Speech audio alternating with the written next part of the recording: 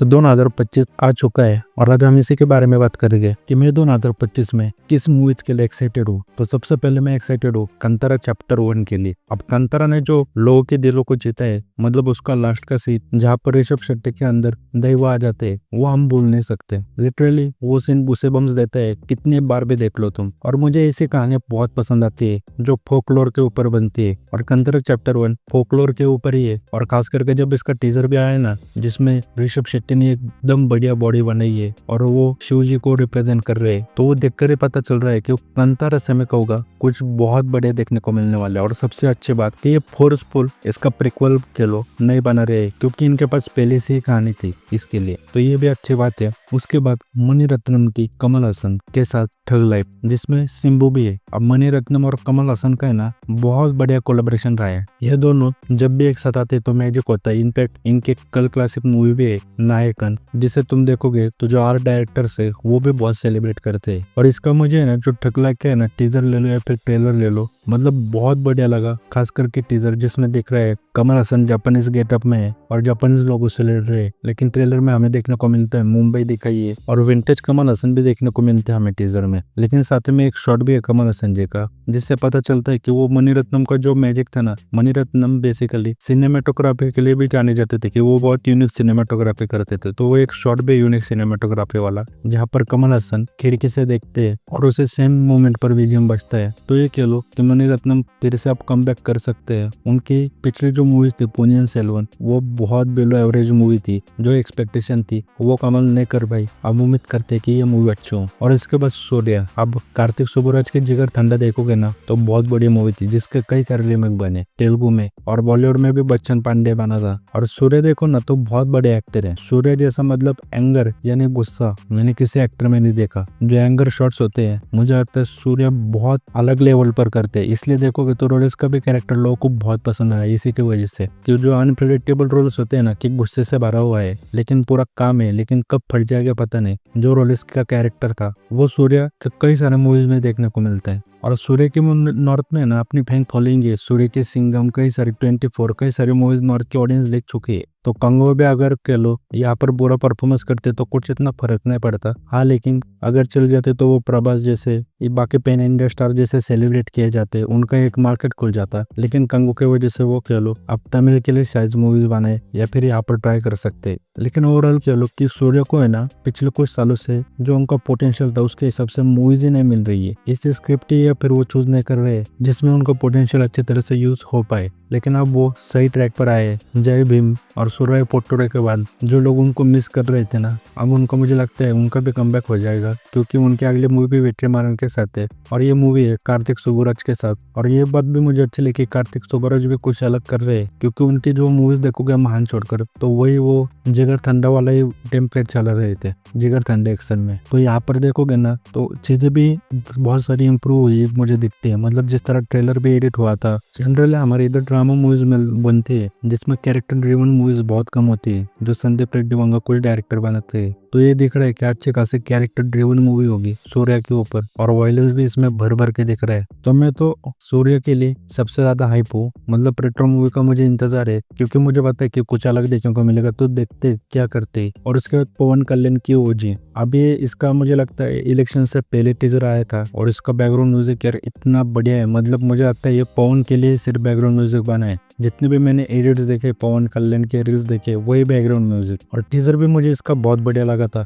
Cinematography कह लो, काफी चीजें कह लो, लेकिन खास करके पवन कल्याण की अगर तुमने पुरानी मूवीज देखी है तो पवन कल्याण के भी अपने कुछ मैनरिज्म्स होते हैं, स्टाइल्स होते हैं। तो विंटेज पवन कल्याण फिर से देखने को मिलते हैं हमें। और सबसे बड़ी बात मुझे लगी कि इसमें इमरान हाशमी भी है, और इमरान हाशमी में कहूँगा यार one of the best actor है, जिनको अभी तक उनका ड्यू नहीं मिला। 90s के सुपरस्टार थे, पता नहीं कि उनकी मूवीज क्यों नहीं चल रही है। लेकिन इमरान हाशमी वर्सेस पवन कल्याण देखने में मजा आएगा। लेकिन सिर्फ अब ये मूवी जो साओ के डायरेक्टर है वो बना रहे हैं, तो देखते हैं क्या देखने को मिलेगा। और लास्ट में प्रभास की राजा साहब, अभी ये हॉरर कॉमेडी मूवी है, तो जैसे अभी प्रभास तो सिर्फ एक्शन ड्रामा ही कर रहे हैं क्योंकि वही चल रहे हैं, ऐसे में प्रभास की तरफ से कुछ नया आ रहा है, और कुछ आए ना आए किसी भी मूवीज हो तो प्रभास के मैं हर मूवीज देखता ही हूँ। लेकिन ऐसा भी कहा जा रहा है कि ये मूवी काफी सालों से अटकी थी, बजट नहीं मिल रहा था, लेकिन अब थोड़ी थोड़ी करके इन्होंने मूवीज कंप्लीट कर दी है। अब जब इसका भी कुछ शायद पोस्टर या कुछ आया था, तो मैं कहूँगा वो मुझे नहीं अच्छा लगा था। वो बहुत मतलब उसको बहुत एडिटिंग की और भी जरूरत थी मैं कहूँगा।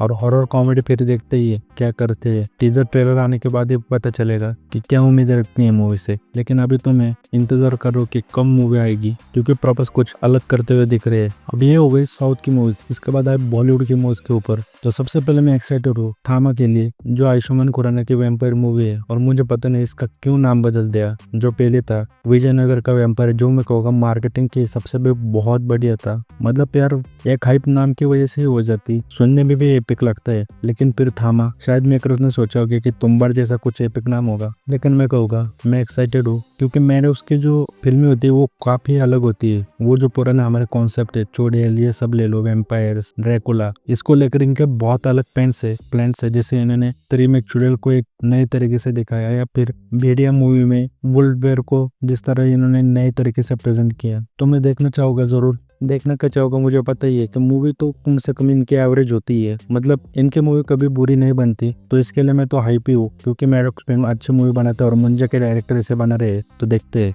और इसके बाद है वॉर 2 के लिए। अब वॉर जो थी ना, वो बहुत सरप्राइजिंगली उस वक्त निकल कर आई थी। मतलब उसकी उतनी मार्केटिंग नहीं की गई थी, लेकिन देखने में बहुत मजा आया था। क्योंकि जो एक्शन सीन्स थे, तो जो भी डायरेक्टर था, पता चल रहा था कि बंदे ने एफर्ट लगाए, पैशन से प्रोजेक्ट बनाए। और सबसे ऊपर से बात, उसमें ऋतिक रोशन का स्क्रीन प्रेजेंस, स्वैग, जिस पर भर भर के एडिट्स बने। लेकिन उसके बाद टाइगर 3 में जो पोस्ट क्रेडिट सीन देखने को मिला, तो भाई सिर्फ दिन गिन रहा हूँ कब इसका रिलीज डेट अनाउंस हो जाता है। क्योंकि विलन इसमें जूनियर एनटीआर है, और जिस तरह ऋतिक रोशन को भी उस टीजर में बताया गया था कि भाई उससे लड़ते लड़ते तुम खुद बुरे बन जाओगे, तो वो अलग ही लेवल के हाइप क्रिएट कर देगा। और उसके बाद धुरंधर, जिसमें अक्षय खन्ना, आर माधवन, संजय दत्त, रणवीर सिंह, ऐसी कास्टिंग है जिसे हमें सोचा भी नहीं था कभी एक साथ देखने को मिलेगा। और ये स्पाई थ्रिलर मूवी होगी, जिसे आदित्य धर डायरेक्ट करने वाले हैं, यानी अपनी यूरी के डायरेक्टर। तो नो डाउट यार, यूरी में कहूँगा one of the best movie है। और मुझे उनकी जितने भी मूवीज है ना, उनके रिलेटेड भी कह लो, 370 भी ले लो, मुझे एक चीज अच्छी लगती है कि वो कुछ भी चीज ज्यादा नहीं करते। एक्शन देखोगे तो मैं एक्शन भी परफेक्ट देखने को मिलता है, और एक रियलिज्म रखने की कोशिश करते हैं वो अपनी मूवीज। वो सिनेमेटिक लिबर्टी बहुत लेते हैं, लेकिन वो रॉ रखते हैं जितना हो सके, जिससे ऑडियंस रिजोनेट कर पाते। वो टिपिकल एक्शन मूवी नहीं लगती, बल्कि लगती है एक प्रॉपर पेट्रियोटिक मूवी,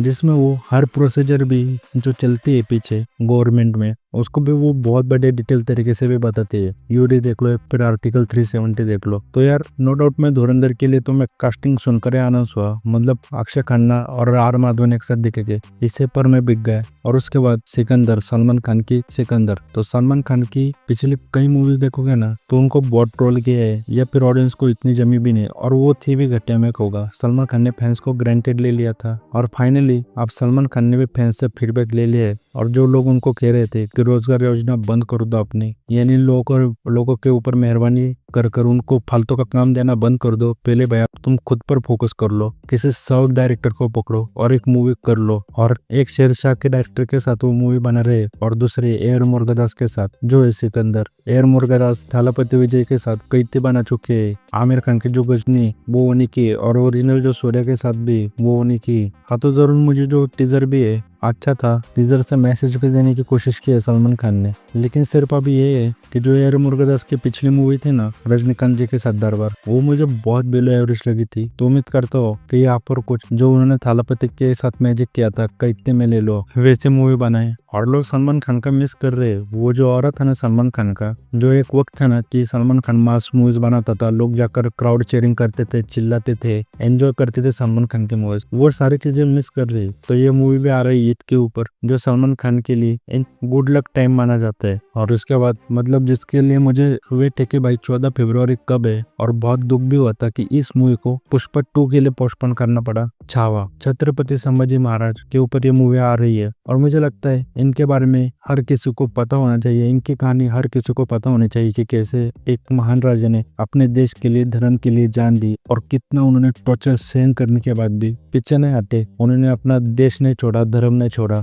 तो जब छावा का टीजर आया था ना, मैं इतनी बार वो टीजर देख चुका था ना, मुझसे वो रहा नहीं गया था। इनफैक्ट एक्शन सीन्स को लेकर मैं थोड़ा वो टेंशन में, क्योंकि छत्रपति संभाजी महाराज बहुत महान राजा थे और उनके ऊपर जरूर सिनेमैटिक लिबर्टी लो, लेकिन मैं चाहूंगा जब एक्शन लो ना तो वो साउथ वाला टिपिकल एक्शन ना हो कि वो एक बुक्का मार रहे तो 10 लोग हवा में उड़ रहे, क्योंकि मैंने एक सीन देखा था जिसमें मुझे लोग उड़ते हुए वो सब दिख रहे, तो वैसे एक्शन ना हो। वहीं पर मुझे वो चीज थे ना कि वो इतने सारे लोग से घेरे हुए हैं लेकिन वो फिर भी अकेले सबसे लड़ रहे, तो वो चीज मुझे बहुत गूसेबम्स देती है टीजर में। और मैं सच कहूंगा जब इसको अगस्त में आया था ना टीजर, तब से मैं एक्साइटेड था, तब से मैं सिर्फ पुष्पा से ज्यादा इसका इंतजार कर रहा था कि कब ये मूवी आएगी, कब ये मूवी आएगी। और अगर पुष्पा के साथ लगते तो पहले मैं छावा मूवी देखता, इतना मैं इस मूवी के लिए एक्साइटेड था। लेकिन सैडली मूवी डिले हो चुकी, जो मैं कहूँगा ठीक है चलो बेबी जॉन का हाल देखकर मैं भी कहूँगा, क्योंकि लोग पुष्पा को देख रहे हैं तो उन्होंने बिजनेस पर्सपेक्टिव से वो चीज की।